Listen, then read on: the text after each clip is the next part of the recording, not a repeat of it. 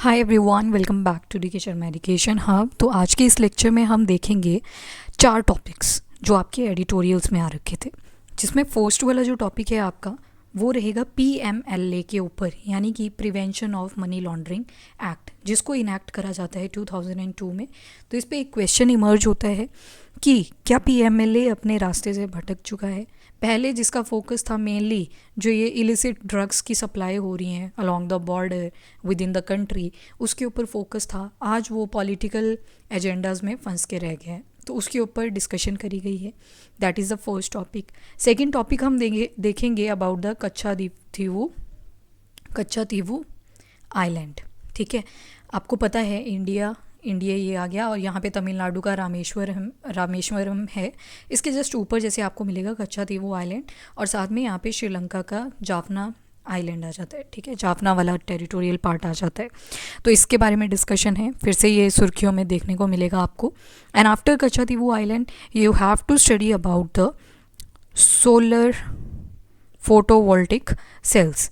ठीक है, हमने फोकस करा है कि हम रिन्यूएबल एनर्जी के ऊपर ज़्यादा फोकस करेंगे। इवन हमने टारगेट रखा है कि बाय द एंड ऑफ 2030 हम अपना जो रिन्यूएबल एनर्जी सोर्सेज हैं उसको 3 गुना बढ़ा देंगे, यानी कि जो हमारी इलेक्ट्रिसिटी की रिक्वायरमेंट होगी वो आधी जो होगी वो सिर्फ रिन्यूएबल एनर्जी सोर्सेज से ही होगी।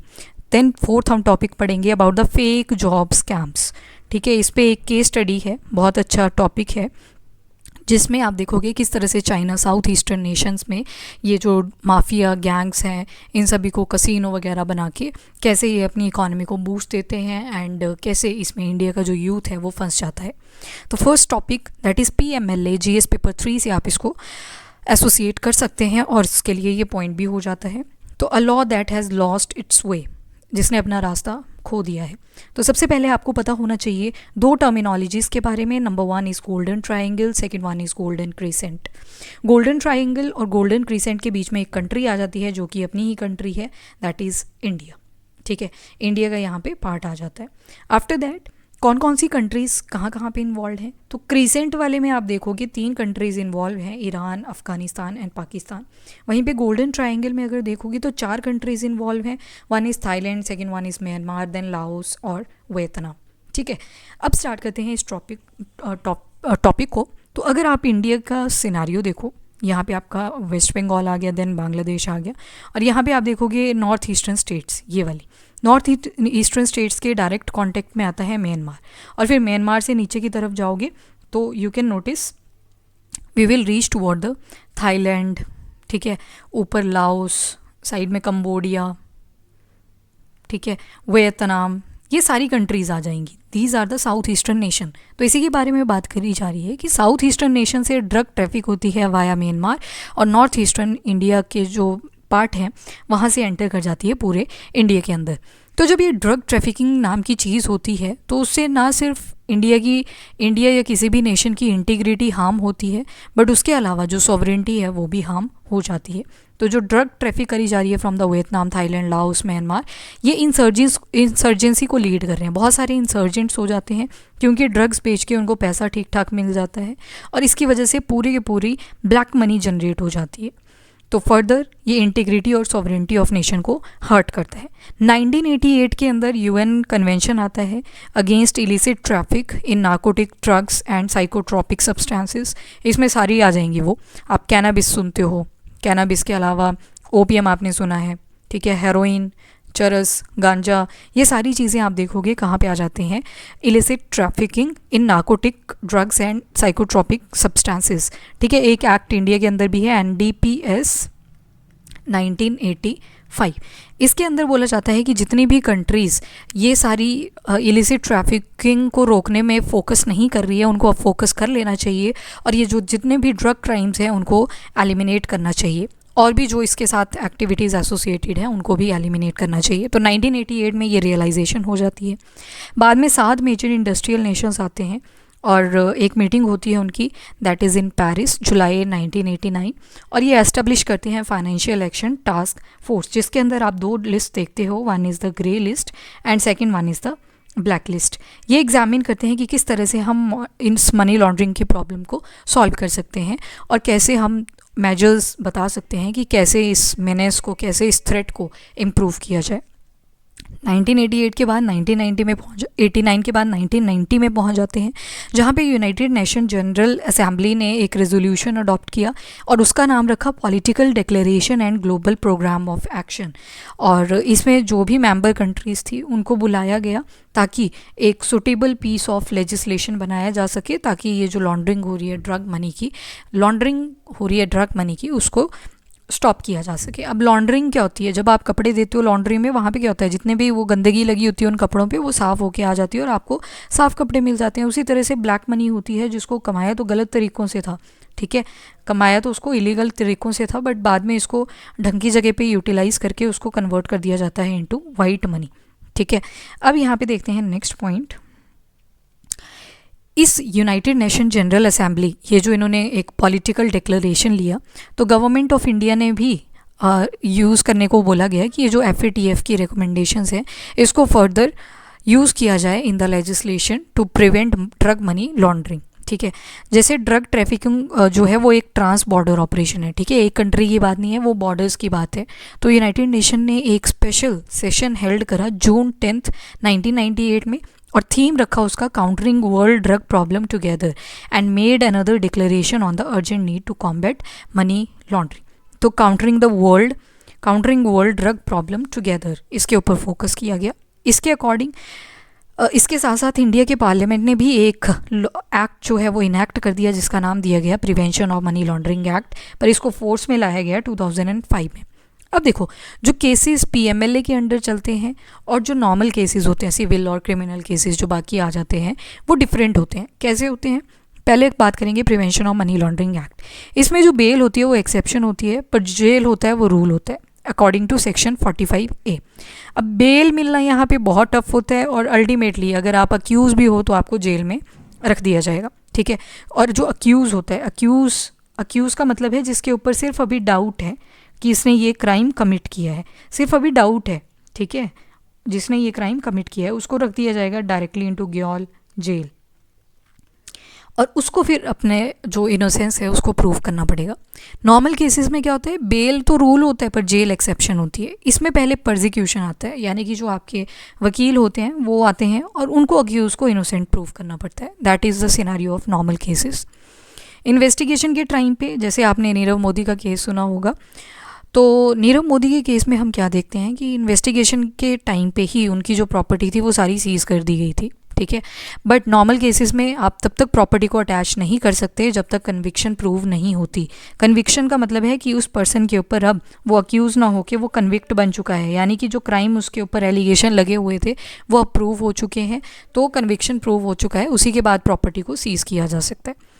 अब जो स्टेटमेंट होती हैं उसको रिकॉर्ड किया जाता है इन्वेस्टिगेटिंग ऑफिसर के सामने, ठीक है, और जो इन्वेस्टिगेटिंग ऑफिसर ने स्टेटमेंट रिकॉर्ड करी उसको एज एन एविडेंस यूज़ किया जा सकता है कोर्ट के अंदर, जबकि नॉर्मल क्रिमिनल ट्रायल्स में ये अलाउड नहीं होता।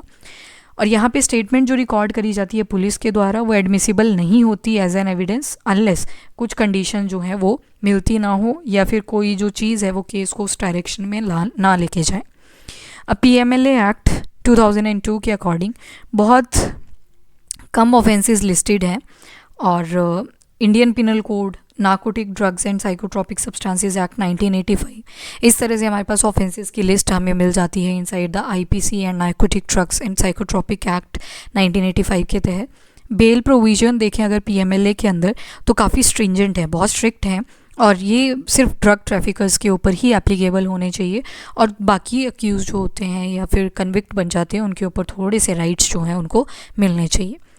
Strict bail provision in PMLA act section 45A, तो इसके अंडर बहुत सारे केसेस हैं, जैसे इसको अनकॉन्स्टिट्यूशनल डिक्लेयर कर दिया गया था।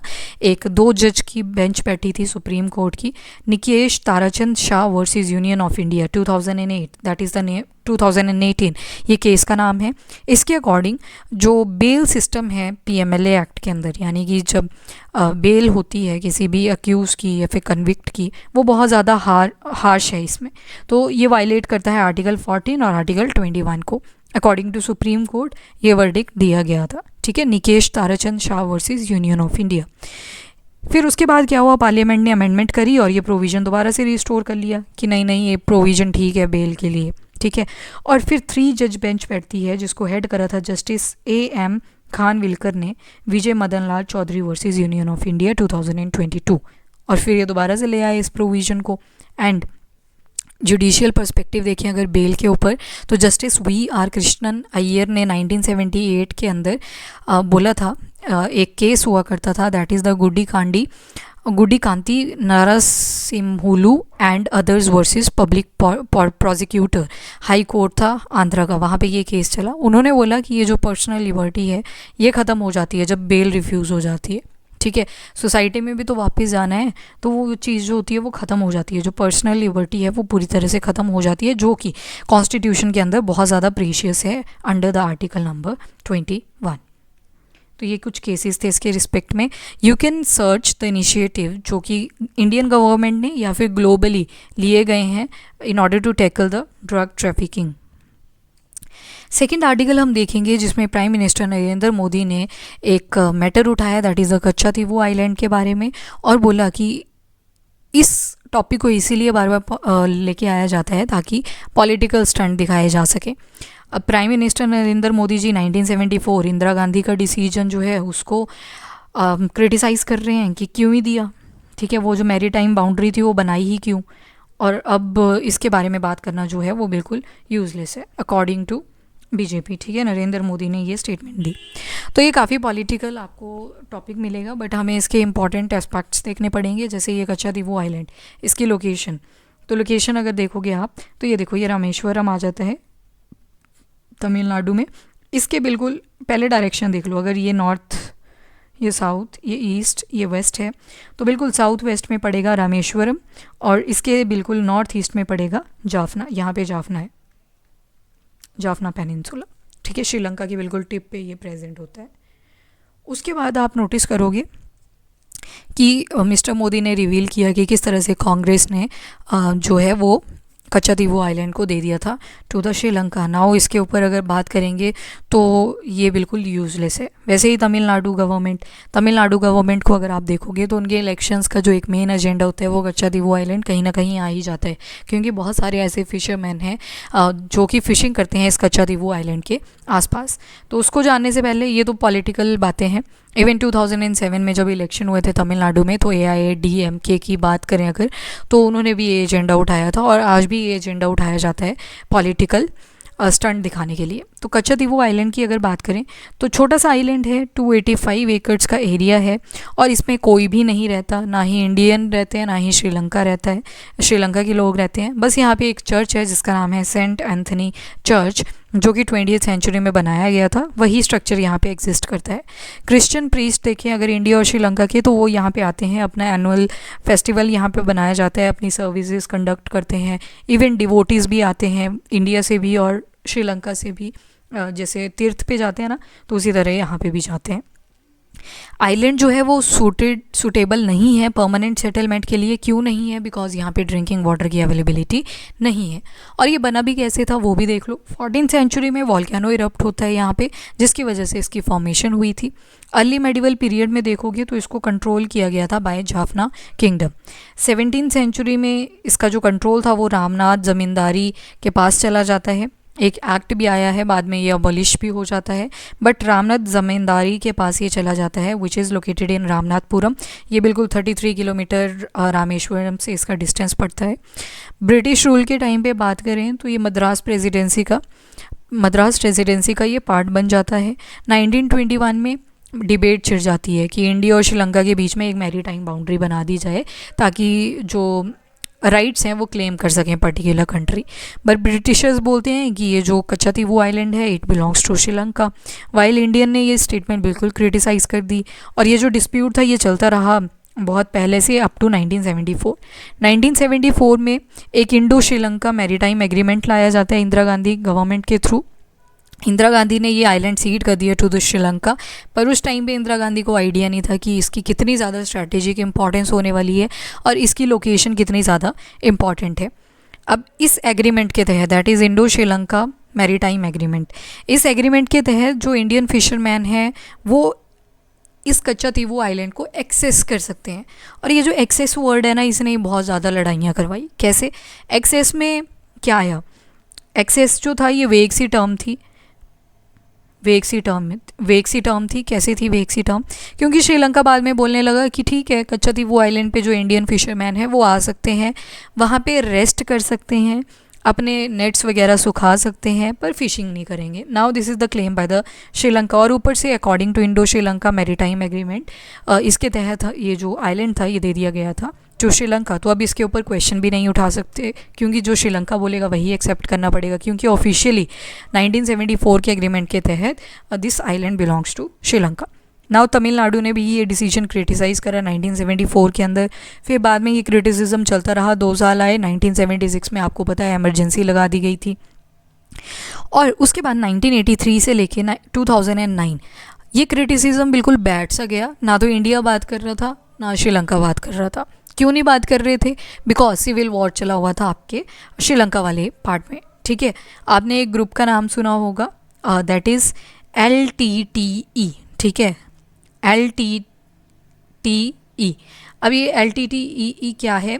तो लिबरेशन टाइगर्स ऑफ तमिल इल्म, लिबरेशन टाइगर्स ऑफ तमिल इल्म। ठीक है, ये एक तमिल की मिलिटेंट ऑर्गेनाइजेशन है जो कि श्रीलंका के नदर्न पार्ट में हुआ करती थी। तो वहाँ पे लड़ाई चल रही थी, ब्लडी सिविल वॉर चला हुआ था। ठीक है, खून खराबा चला हुआ था। तो जो इंडिया की नेवी थी वो इसी को टैकल करने में, जो श्रीलंका की नेवी थी वो इसी को टैकल करने में लगी हुई थी। तो ये सिविल वॉर 1983 में शुरू हुई, 2009 तक चलती है। अब जैसे ही ये ख़त्म हुई 2009 में, तो यू विल नोटिस कि इतने टाइम पीरियड में जो इंडियन फिशरमैन थे वो यहाँ पे आराम से फ़िशिंग कर रहे थे और किसी का उनके ऊपर ध्यान भी नहीं गया। ठीक है, तो उन्होंने आराम से अपनी फ़िशिंग करी। बट जैसे ही 2009 का दौरा आता है तो उन्होंने देखा कि अरे इंडियन फिशरमैन तो यहाँ पे फ़िशिंग कर रहे हैं, मारो इनको। ठीक है, टॉर्चर शुरू हो गया। कभी जेल में रख दिया जाता था, कभी उनके साथ टॉर्चर करा जाता था। So this happened in 2009। 2009 के बाद ये दोबारा से सुर्खियों में बनने लगा, and that is the story of Katchatheevu island. Now ये कुछ पॉलिटिकल स्टेटमेंट्स हैं। एज आई सेड कि बीजेपी ने क्लेम करा कि ये जो कच्चातीवू आइलैंड की प्रॉब्लम है that belongs to the Congress की वजह से हुई है सारी। और वहीं पे मिनिस्ट्री ऑफ एक्सटर्नल अफेयर बोलती है कि हम इस कच्चातीवू आइलैंड के ऊपर बात नहीं कर सकते because of the Indo Sri Lanka international maritime boundary line. ठीक है, इसके बारे में हम भी बात नहीं कर सकते। 2013 में अगर देखें तो यूपीए रिजीम के द्वारा उन्होंने सुप्रीम कोर्ट को बोल दिया कि ये जो क्वेश्चन है रिट्रीवल का, ये अराइज नहीं होना चाहिए because no territory belong to India, और ये सीड कर दी गई थी टू श्रीलंका। और इसके अलावा जो आइलेट है it stayed as a matter of dispute, लड़ाई होती रही बिटवीन ब्रिटिश इंडिया और सेलोन जो था ये श्रीलंका का ही पुराना नाम है। एंड कोई भी यहाँ पे पहले एग्रीड बाउंड्री नहीं हुआ करती थी, और 1974 में जाके ये मैटर सेटल होता है, जिसके तहत ये जो कच्चातीवू आइलैंड था that was ceded to the Sri Lanka by India Sri Lanka international maritime boundary line. ठीक है, और इसके बाद ministry of external affair affidavit देती है मद्रास हाई कोर्ट के अंदर, जिसमें बोलती है कि जो सॉवरेंटी है कच्चातीवू के अंदर that is a settled matter. ठीक है, ये स्टेटमेंट दे दी गई। बट जो प्रेजेंट गवर्नमेंट है वो ये भी बोल रहे थे पार्लियामेंट में कि ये जो टॉपिक है it should be brought before the supreme court. और जो क्रक्स निकल के आते हैं अभी के लिए वो ये है कि चाहे कांग्रेस हो अंडर द जवाहरलाल नेहरू या इंदिरा गांधी हो, तो उन्होंने ये मैटर जो था वो बहुत ही थ्रेट वाले तरीके से हैंडल किया था, कैलोसली इसको हैंडल करा था। ठीक है, उसी तरह से एक डॉक्यूमेंट आती है आरटीआई क्वेरी के थ्रू, जिसमें बीजेपी ने स्टेट करा कि प्रेसिडेंट के अन्नामलाई उन्होंने रिवील करा दैट जो इंडियन लीडरशिप है इस एग्रीमेंट से पहले 1974 एंड 1976 उसको रिकॉग्नाइज़ किया that it did not have a strong case over the territory, even though area जो है वो पार्ट था ज़मींदारी का। और कौन सी ज़मींदारी? वो जो आपने देखा अभी, राजा ऑफ रामनाथपुरम सिंस 1803। एक रिपोर्ट करी जाती है हिंदू के अंदर मार्च 1972 में, जिसमें बोला गया कि जो एनुअल चर्च फेस्टिवल है वो 90 ईयर्स अगो पहले शुरू हुआ था। ठीक है, और जो ये टेरिटोरियल क्लेम्स हैं ये जाते हैं 1974 के अंदर। But must have trouble the Indian authorities going by the minutes of meeting in Chennai in 1974 between foreign secretary Kewal Singh and the chief minister M Karunanidhi, historical facts adding Sri Lanka.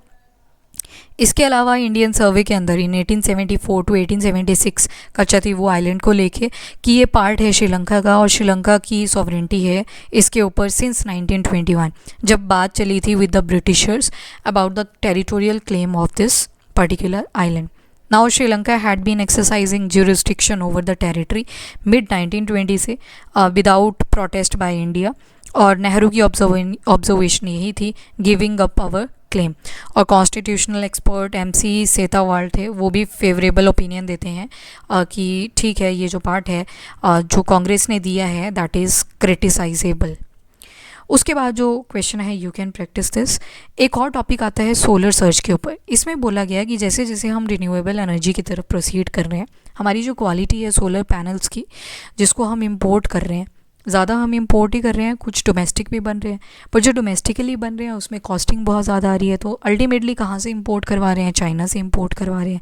तो इसमें बोला गया कि जो इंडियन इंडस्ट्री है, because we are focusing on the Atmanirbhar Bharat, तो जो Indian industry है उनको ये भी फोकस करना चाहिए कि जो क्वालिटी है वो इसकी हार्नेस नहीं होनी चाहिए. इसके अलावा जो आपकी कॉन्फ्रेंस ऑफ पार्टीज़ 28 होती है जिसकी लोकेशन है दुबई, 2023 में हुई ना, दुबई यूनाइटेड अरब इमारेट्स में. यहाँ पे बात करी गई थी वैसे तो COP 27 में ही हमने बोल दिया था, इंडियंस ने बोल दिया था, चलो COP 27 को छोड़ो. यहाँ पे बात करी गई है for the first time on fossil fuels. ठीक है, पहले कोल करते थे, अब बोला गया फॉसिल फ्यूल्स, बिकॉज एक कॉन्फ्रेंस ऑफ पार्टीज़ में इंडिया ने बोल दिया था कि why to always focus on coal की ही बात क्यों, हमेशा फॉसिल फ्यूल की भी तो बात करो. क्योंकि ये जितने भी अरब नेशंस हैं, अमेरिकन कंट्रीज़ हैं, रशिया, चाइना, ये ऑयल वगैरह की एक्सट्रैक्शन बहुत विग्रसली कर रहे हैं. इवन US ने तो परमिशन भी दे दी कि अब वो ऑफशोर ड्रिलिंग भी करेंगे ऑयल की एक्सट्रैक्शन के लिए. वैसे उनको साल्टन जो वहाँ पे एक सी है उसके अंदर उनको लिथियम मिल जाता है, तो मतलब पूरा ऑफशोर जो ड्रिलिंग वाला काम है वो भी चल रहा है. तो ये क्लेम कर दिया जाता था हमेशा ही कि ये जो कोल है इसकी वजह से बहुत ज़्यादा एमिशन होता है. बट इंडिया स्टेटेड कि कोल ही क्यों ज़्यादा एमिशन करता है, इवन ऑयल की एक्सट्रैक्शन जब होती है उससे भी उतना ही ज़्यादा एमिशन होता है, जब गैसेस की एमिशन एक्सट्रैक्शन होती है तब उससे भी उतना ही एमिशन होता है. Then why to always focus on the coal. तो इस बार ये बात करी गई फॉसिल फ्यूल के ऊपर, पर कोई टारगेट नहीं रखा गया कि कितना फॉसिल फ्यूल का यूसेज डिक्रीज़ करना है. ठीक है, नाउ उसके बाद आती है बात कि ठीक है ये बात हुई और इंडिया ने G20 की मीटिंग्स जब हुई थी, इंडिया के अंदर G20 समिट हुआ, तो उसमें इंडिया ने बोल दिया कि हम क्या करेंगे बाय द एंड ऑफ 2030 जो हमारी इलेक्ट्रिसिटी की हाफ रिक्वायरमेंट होगी that will be only from the renewable energy source, और जितनी भी बाकी एनर्जी रिक्वायरमेंट है हमारी वो हम ट्राई करेंगे कि रिन्यूएबल एनर्जी सोर्सेज का यूसेज हम 3 गुना बढ़ा दें आज के कंपैरिजन में. और हमने टारगेट रखा है कि 500 किलोवाट तक की एनर्जी जो है वो हम कहाँ से प्रोड्यूस करेंगे, only from the renewable energy sources. तो नया फाइनेंशियल ईयर आता है, ठीक है, अभी April 1, और जिसमें बोला गया कि कुछ पॉलिसीज़ लाई गई जो कि डिस्करेज कर रही हैं सोलर पावर प्रोजेक्ट्स को. बिकॉज क्यों डिस्करेज कर रही हैं? क्योंकि जो इंपोर्ट है रॉ मटेरियल हो गया, बहुत सारी चीज़ें हैं related to the solar panels, उनको इंपोर्ट किया जा रहा है. Approve model and manufacturer of solar photovoltaic module, इसके लिए एक ऑर्डर आता है requirement for compulsory registration order 2019. इसमें बोला गया है कि इंस्पेक्शन करी जाए कि ये जो मैन्युफैक्चरिंग फैसिलिटीज़ हैं national institute of solar energy की, उनको पूरी तरह से चेक किया जाए. उसके अलावा being on the list as an approved manufacture facility certifies a company as legitimately manufacturing the solar panel with its premise and not importing the module. अब देखो, जब भी कोई कंपनी सेट करी जाती है, ये आ गया ईज़ ऑफ डूइंग बिजनेस वाला पॉइंट यहाँ पे, ठीक है, तो इनको कुछ ना कुछ इन्होंने सर्टिफिकेट्स के ऊपर जो है वो साइन करे होते हैं. जैसे आपने ग्रीन बॉन्ड्स वगैरह के बारे में सुना होगा, ठीक है, ग्रीन बॉन्ड्स हो गए, फिर कार्बन ऑफसेट्स हो गए, ऐसी टर्मिनोलॉजीज आपने सुनी होंगी. तो इनमें क्या किया जाता है, ये लोग साइन करते हैं कि ठीक है इतना ही कार्बन एमिशन होगा जब हम इस चीज़ को मैन्युफैक्चर करेंगे, और अगर इससे कम एमिशन होता है, टारगेट सेट करा होता है, उससे कम एमिशन होता है, then we will be getting some subsidy, कोई ना कोई हेल्प हो जाती है फ्रॉम द गवर्नमेंट साइड. तो इसके ऊपर चेक रखा गया है फॉर नाउ. और जो मेजर एडवांटेज है that is eligibility to compete for the government tender for its flagship solar energy programs. Recently आपने वो PM solar rooftop scheme भी सुनी होगी, जिसके अकॉर्डिंग जो लोग अपने घरों की छत के ऊपर सोलर पैनल्स लगाते हैं उनको कुछ ना कुछ सब्सिडी मिलती है. ठीक है, अब जो क्रिएशन है इस लिस्ट के अंदर वो एम करती है कि जो चाइना से हम इंपोर्ट कर रहे हैं उसके ऊपर रिस्ट्रिक्शन लगाएं। और जो इंपोर्ट है वो कम भी नहीं है, 80% जो ग्लोबल सप्लाई है वो चाइना से ही आ रही है, ठीक है। तो इससे चलो डिप्लोमेटिक रिलेशंस की तो क्या ही बात करनी, राइटर लिखते हैं डिप्लोमेटिक रिलेशन ख़राब होंगे, वो ऑलरेडी वैसे बहुत ख़राब हैं। पर दिक्कत क्या है, इंडिया के अंदर वो सारा रॉ मटेरियल अवेलेबल नहीं है। और इंडिया ने सेट भी करा हुआ है अपना टारगेट कि 500 गीगावाट की एनर्जी हमें प्रोड्यूस करनी है from the non fossil fuel sources, ठीक है। इसमें विंड एनर्जी भी आ जाएगी, ठीक है, आपकी जियोथर्मल एनर्जी भी आ जाएगी, आपकी हाइड्रोथर्मल एनर्जी आ जाएगी, न्यूक्लियर टेक्नोलॉजी आ जाएगी सारी। तो ये टारगेट सेट करके रखा है। इसका मतलब है एटलीस्ट 280 गीगावाट जो सोलर पावर है वो प्रोड्यूस करनी पड़ेगी सालाना, और एटलीस्ट 40 गीगावाट जो सोलर कैपेसिटी है एनुअली ऐड हो, ठीक है, हर साल ऐड हो, तब जाके 2030 तक ये टारगेट्स मीटअप होंगे। पर लास्ट 5 ईयर से अगर देखें तो इंडिया ने अभी तक सिर्फ 13 गीगावाट भी क्रॉस नहीं किया है पूरी तरह से। और क्योंकि बीच में कोविड-19 आ जाता है और जिसकी वजह से ये जो मैन्युफैक्चरिंग कैपेबिलिटी थी वो वैसे ही रिड्यूस हो जाती है, ठीक है। और हम अभी जो एनुअली टारगेट लेके चल रहे हैं वो है एटलीस्ट 25 टू 40 गीगावाट जो है वो एनर्जी हम प्रोड्यूस करेंगे only from the renewable energy sources. बहुत सारी डिफ़िकल्टीज़ आ रही है बिकॉज जो कंपोनेंट सेल्स रिक्वायर्ड होते हैं इन मैन्युफैक्चरिंग में वो इंडिया की डोमेस्टिक इंडस्ट्रीज़ सप्लाई तो कर रही है, पर एक तो क्या है, इंपोर्ट पहले चाइना से हो रहा था, ठीक है, उसकी कॉस्टिंग ज़्यादा आ जाती है। और ज़्यादातर जो हमारी डिपेंडेंसी है वो इंपोर्ट्स के ऊपर ही है। और जो हमारी टारगेट हैं they are having some difficulty in meeting the component sales. उसके अलावा डोमेस्टिक पैनल मैन्युफैक्चरर्स जो हैं जिन्होंने पेमेंट करी है गवर्नमेंट को to be certified while at the same time losing out an order to the cheaper Chinese panel. अब उन्होंने भी कुछ ना कुछ कमिटमेंट्स करी हुई हैं, उन कमिटमेंट्स को पूरा करने के लिए किसी न किसी सोर्स के थ्रू वो क्या कर रहे हैं, चाइनीज़ पैनल्स को इम्पोर्ट करवा दे रहे हैं टू मीट डिमांड। सेंटर ने क्या बोला, which has kept postponing the implementation of the approve list. अभी ये अप्रूव लिस्ट पूरी तरह से इम्प्लीमेंट नहीं हुई है। Now decreed that this will take effect from the April 1। अभी बोल दिया जाके कि ये अप्रूव लिस्ट अब 1 से हम स्टार्ट कर रहे हैं ताकि जो 2030 के हमारे कमिटमेंट्स हैं वो पूरे हो सकें। और इसका मतलब है जो डोमेस्टिक मैन्युफैक्चरर्स हैं they should be subject to stringent quality check and not allowed to compromise on cost and quality merely on the nationalistic grounds. तो मतलब क्वालिटी जो है वो भी ख़राब नहीं होनी चाहिए और ना तो कोई कॉस्ट में बहुत ज़्यादा इंक्रीज़ होना चाहिए, फिर तो कोई ख़रीदेगा ही नहीं ना। वाइल जो इंडिया की सोलर इंडस्ट्री है वो ग्रो करनी चाहिए और उसमें रेपुटेशन होनी चाहिए for high quality exporter, because अगर क्वालिटी इंप्रूव होगी तभी तो बाकी कंट्रीज़ आगे आएंगी, along with keeping in mind कि कॉस्ट भी उसकी ज़्यादा ना हो। It should not forget that this road was with no easy shortcuts, ठीक है। इसके अलावा एक और टॉपिक आता है जिसमें बोला जाता है कि किस तरह से चाइना साउथ ईस्टर्न नेशंस को हेल्प कर रहा है in rising the fake job scams. कैसे? चाइना का एक बेल्ट एंड रोड इनिशिएटिव है जिसमें ऑर्गेनाइज्ड क्राइम्स उन्होंने बहुत ज़्यादा इंक्रीज़ किए इन साउथ ईस्ट एशिया। पहले तो ये देख लो इनका belt and road initiative, China का ये जियान वाला रीजन है, यहाँ से ये चलते हैं मॉस्को पहुँचते हैं रशिया के हिस्से में, एंड यहाँ से पाकिस्तान, ईरान, मॉस्को, ये आ गया ऊपर मॉस्को, अच्छा मैंने इधर कर दिया सॉरी, यहाँ पे आ गया मॉस्को, फिर यहाँ पे नीदरलैंड, इटली और अफ्रीका के बॉर्डर नेशंस, यहाँ पे ये देखो केन्या का नैरोबी और श्रीलंका का Colombo, Hambantota port, Kuala Lumpur in Malaysia और दोबारा से चाइना। तो एक क्या बना दी है, ये बॉर्डर रोड इनिशिएटिव इनका पूरा आ जाता है, ठीक है। वैसे इनका एक और चलता है that is the string of pearls, ठीक है। आप कमेंट में बताएंगे इंडिया ने स्ट्रिंग ऑफ पर्ल्स को टैकल करने के लिए क्या इनिशिएटिव लिए हैं, ठीक है। उसके बाद फेक जॉब स्कैम्स चला रहे हैं, cyber fraud, human trafficking and crypto fraud have created around, कितनी बड़ी इंडस्ट्री इन्होंने क्रिएट कर दी विद $15 बिलियन इंडस्ट्री, ठीक है। अब इसमें क्या है, बहुत सारे चीज़ें इंक्लूडेड हैं, जैसे अभी हाल ही में हमारी जो फॉरेन अफेयर मिनिस्ट्री है उन्होंने बताया कि 250 जो इंडियन वहाँ पे स्टक थे उनको बचाया गया है। पहले देख लो लोकेशंस थोड़ी सी, ये आपका इंडिया वाला आ गया पार्ट, और यहाँ पे आप देखोगे ऊपर भूटान, ये आ गया आपका नॉर्थ ईस्टर्न स्टेट्स, और यहाँ पे देखोगे म्यांमार है, यहाँ पे देख लो लाओस और वियतनाम ये वाला, and then Thailand, Cambodia, mainly इन्हीं के ऊपर बात करी जाएगी। ये मलेशिया है, इधर इंडोनेशिया वाला पार्ट आ जाएगा ये सारा, और इनके बारे में बात करी गई। सबसे पहले कंबोडिया का केस उठाते हैं। रिसेंटली न्यूज़ आती है जिसमें बताया गया कि 5000 इंडियंस जो हैं वो कंबोडिया के अंदर ट्रैप्ड हैं, ठीक है, फंसे हुए हैं, जिसमें से 250 पीपल को रेस्क्यू करा गया है। According to foreign ministry. और ये बोला गया कि जो फॉरेन मिनिस्ट्री है वो इंटरनेशनल पुलिस के साथ काम कर रही है ताकि जो बाकी के लोग बचे हुए हैं उनको भी बचाया जा सके। नाउ ये क्वेश्चन है, इसको आप ट्राई भी कर सकते हो, इसका आंसर आगे दे रखा है। और कि कैसे ये क्राइम इतना फ्लरिश कर रहे हैं इन कंबोडिया के अंदर और बाकी साउथ ईस्ट एशियन कंट्रीज़ के अंदर, और चाइना का क्या रोल है। नाउ चाइना का क्या रोल है इन ऑर्गेनाइज्ड क्राइम्स के अंदर। एक, पहले क्या होता था, ये जो कसिनो होते हैं, गैम्बलिंग माफियाज हुआ करते थे, ये चाइना में हुआ करते थे एक टाइम पे, पर ये थ्रेट बन गए टू द गवर्नमेंट। और आपको पता है चाइना की जो गवर्नमेंट है उनको अपने ऊपर कितना प्राउड है, तो उस वजह से इनको यहाँ से इनको निकालना पड़ा। ठीक है, ये जो कसिनो और गैम्बलिंग माफियाज थे अपने एरिया से तो कर दिया खाली, और ये फिर इन्होंने तो जाना ही था ना कहीं, इन माफियाज ने तो कहीं ना कहीं जाना ही था, ये चले गए साउथ ईस्टर्न नेशंस में।